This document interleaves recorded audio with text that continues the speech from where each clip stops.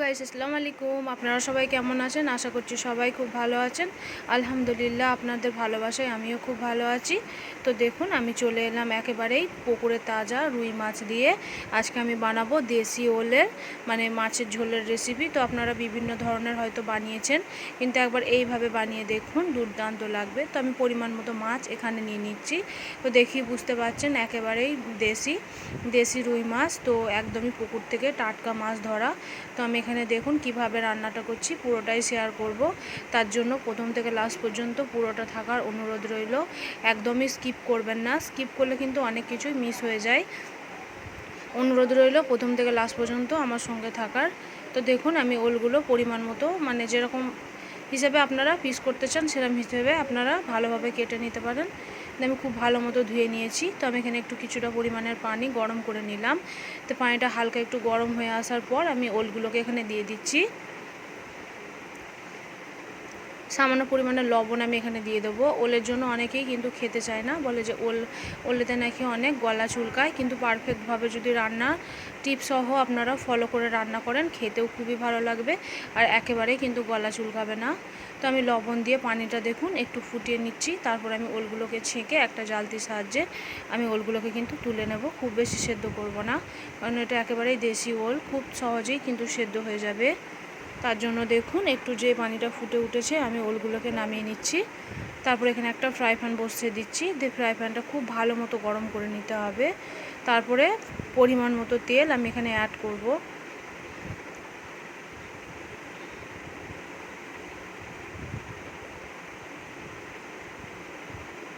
তো তেলটা দিয়ে খুব ভালো মতো গরম করে নিচ্ছি আমি, দেখুন। তারপরে ভাপিয়ে রাখা ওলগুলোকে আমি এক এক করে দিয়ে দেব।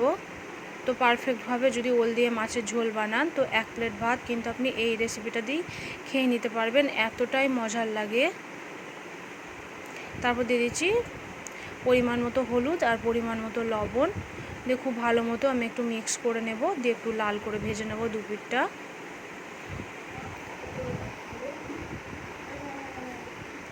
তো খুব ভালো মতো আমি ভেজে নিচ্ছি, দেখুন উল্টে পাল্টে লাল করে ভেজে নিতে হবে। তো আমি এক পিঠটা উল্টে দিচ্ছি আর এক পিঠটা আমি একইভাবে কিন্তু লাল করে ভেজে নেব।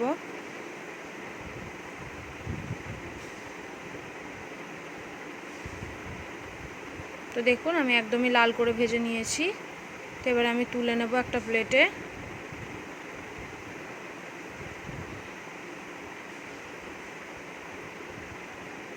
তারপর একটা জালতির সাহায্যে আমি তেলটাকে ভালোভাবে ঝরিয়ে আমি তুলে নেব।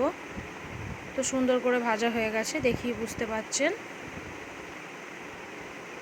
তো একটা জালতির সাহায্যে আমি একদম ভালো করে তেলগুলোকে ঝরিয়ে তুলে নিচ্ছি।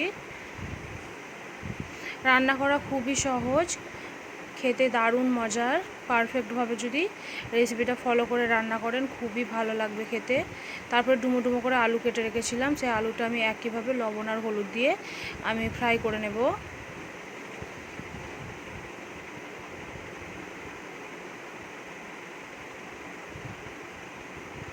তো দেখুন আমরা একদম আলুটা লাল করে আমি ভেজে নিয়েছি।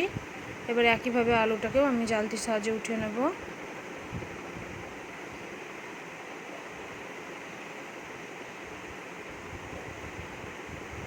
তারপর আরও কিছুটা পরিমাণে তেল আমি অ্যাড করে দিচ্ছি মাছগুলোকে ভেজে নেওয়ার জন্য।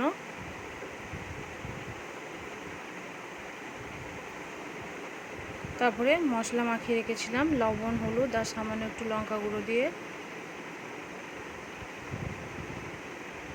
তো আমি তেলটা ভালো মতো গরম করে এবার মাছগুলোকে এক এক করে দিয়ে দিচ্ছি। তো আমি এখানে আমার পরিমাণ মতো মাছ নিয়ে নিয়েছি। তো আপনার যেরকম পরিমাণের মাছ নিতে চান সেরকম হিসেবে নিয়ে নিতে পারেন।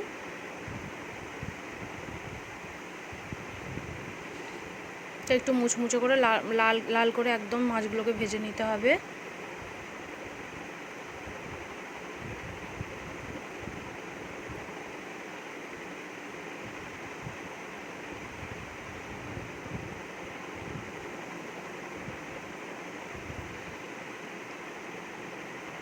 তো মাছগুলোকে আমি উল্টে পাল্টে ভেজে নিচ্ছি, দেখুন এক সাইডটা আমার ভাজা হয়ে গেছে। তো আর এক সাইডটা আমি খুব কড়া করে ভেজে নিয়েছি। তারপরে আমি ঝোলটা বানানোর জন্য এখানে একটা কড়া বসিয়ে দিচ্ছি। কড়াটা খুব ভালো মতো গরম করে নিতে হবে।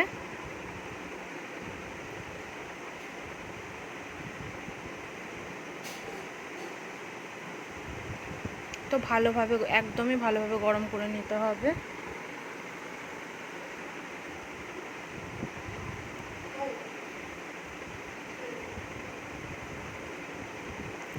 তো খুব ভালো মতো গরম হয়ে গেছে দেখুন। তারপরে আমি পরিমাণ মতো তেল আমি এখানে অ্যাড করে দেব। তো আপনারা সাদা তেল বা সরিষার তেল, যেটা আপনাদের চয়েস সেটা দিয়ে আপনারা বানিয়ে নিতে পারেন। তো আমি পুরো রান্নাটা এখানে আমি সাদা তেল দিয়ে রেডি করে নিচ্ছি। তো আমি এখানে পেঁয়াজটা একটু লাল করে ভেজে নেব। আমি এখানে একটা বড় সাইজের পেঁয়াজ কুচি করে নিয়েছি। তো তেলটা গরম হয়ে গেছে, তারপরে আমি পেঁয়াজটা দিয়ে একটু লাল করে ভেজে নিচ্ছি দেখুন।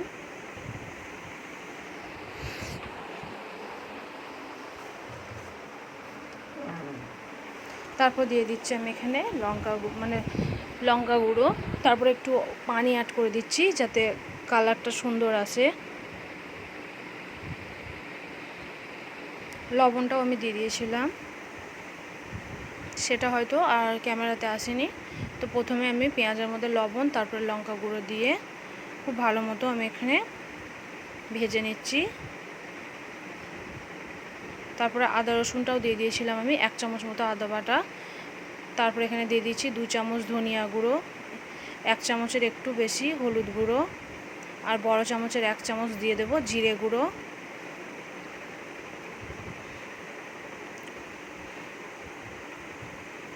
খুব ভালো মতো আমি মশলাটাকে কষিয়ে নেব। আরও কিছুটা পরিমাণের পানি আমি অ্যাড করে দিচ্ছি এখানে। ভালোভাবে মশলাটাকে আমি কষিয়ে নিচ্ছি অল্প অল্প করে একটু পানি দিয়ে।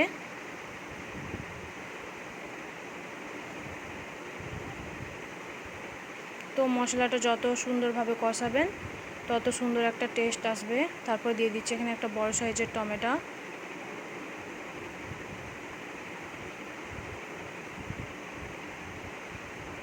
তো খুব ভালো মতো আমি কষিয়ে নেব মশলাটাকে, যতক্ষণ না খুব সুন্দরভাবে একদমই কষানো হয়ে যাচ্ছে ততক্ষণ আমি কষাতে থাকব।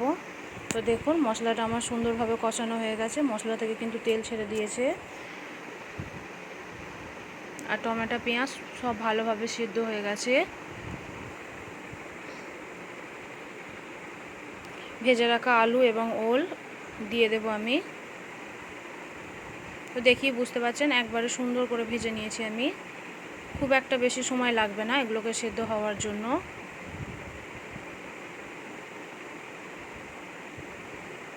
তো আমি আলু এবং ওলগুলো দিয়ে একটু কষিয়ে নিয়ে অল্প একটু পানি অ্যাড করছি। আমি 1 মিনিট মতো একটু সেদ্ধ করে নেব।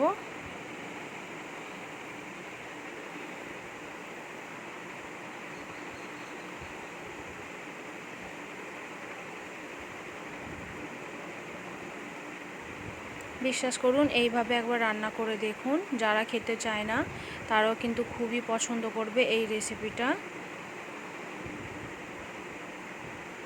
তো দেখুন আমি অল্প একটু পানি দিয়ে খুব ভালো মতো আমি কষিয়ে নিচ্ছি।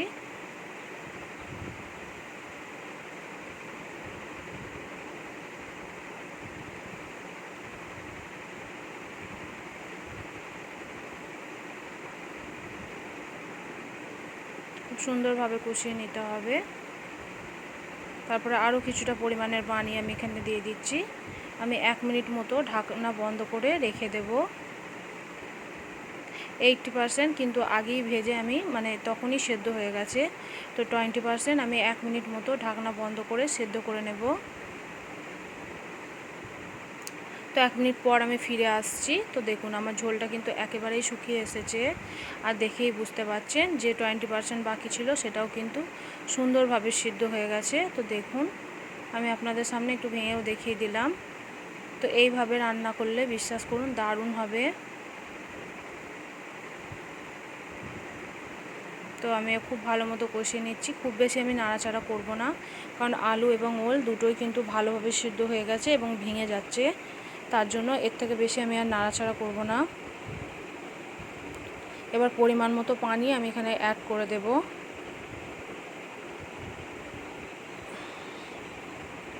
ঝোলটা একেবারেই শুকিয়ে এসেছে, দেখুন।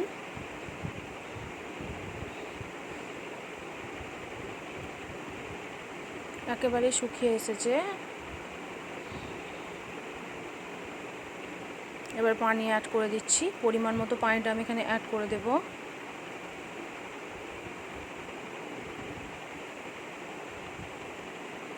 তো আপনারা যেরকম ঝোল খেতে পছন্দ করেন সেরকম হিসেবে কিন্তু এখানে আপনারা পানিটা অ্যাড করে দিতে পারেন। তো আমি এতটা পরিমাণের এখানে পানি অ্যাড করেছি। এবার ঝোলটা খুব ভালো মতো ফুটিয়ে নিতে হবে। তো ঝোলটা খুব ভালো মতো ফুটে উঠেছে। তো এবার আমি ভেজে রাখা মাছগুলো, তো মাছগুলো আমি একেবারেই কড়া করে ভেজেছি। তো মাছ আমি একটু বেশি ভাজা করি। তো এরমভাবে মাছ ভেজে এবার দিলে দারুণ একটা টেস্ট হয়। তো দেখুন মাছগুলোকে দিয়ে এবার আমি 1 থেকে 1.5 মিনিট মতো ফুটিয়ে নেব। ঢাকনা বন্ধ করে 1 মিনিটের জন্য আমি এভাবেই রেখে দিচ্ছি। তো 1 মিনিট পর আমি ফিরে আসছি, দেখুন। তো একেবারেই সুন্দরভাবে মিশে গেছে ঝোলের সঙ্গে। তো লবণটা অবশ্যই আপনারা একবার চেক করে নেবেন। তো আমার ওল দিয়ে মাছের এই রেসিপিটা আপনাদের কাছে কেমন লেগেছে অবশ্যই কিন্তু লাইক, কমেন্ট, শেয়ার করবেন। আর আমার চ্যানেলে নতুন হয়ে থাকলে চ্যানেলটিকে সাবস্ক্রাইব করে রাখবেন। এরকম সুন্দর সুন্দর ঘরোয়া রান্নার রেসিপিগুলো পাওয়ার জন্য অল নোটিফিকেশানটাকে অন করে রাখবেন। আর আপনাদের কাছে আমার একটাই অনুরোধ, তো সবাই প্লিজ একটা করে লাইক দিয়ে ফুল রেসিপিটা দেখার অনুরোধ রইল। একেবারেই স্কিপ করবেন না, স্কিপ করলে কিন্তু অনেক কিছুই মিস হয়ে যায়। ততক্ষণের জন্য কিন্তু ভালো থাকবেন, সুস্থ থাকবেন। আল্লাহ হাফেজ।